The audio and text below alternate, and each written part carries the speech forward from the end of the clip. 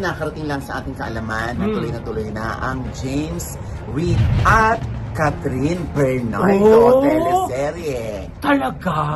Yes. Oo. Naku, malapit na yan. Kasali ka ba dyan? Ay, traditional.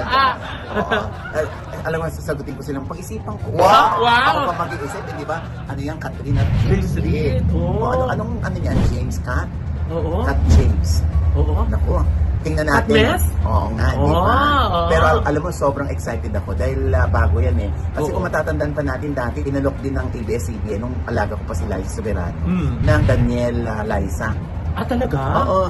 Oo. So, nung pala na medyo nagpaplano na talagang ABS na medyo i-shuffle yung mga yung mga love team. Oo. Siyempre, susubok sila, di ba? Kasi kung araw-araw, kare-kare ulam mo, maghahanap ka rin naman ng ikangay ng tuyo, ng pakbet, di ba? Ganon.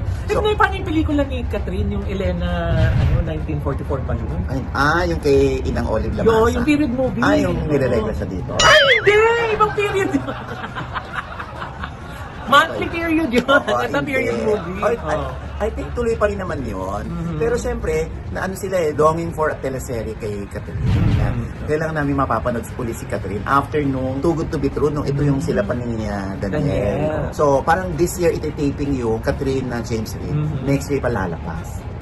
Yun ang nabalitaan ko na. Oo. O kayo, type niyo ba yun yung James Reid at Catherine Bernardo teleserye?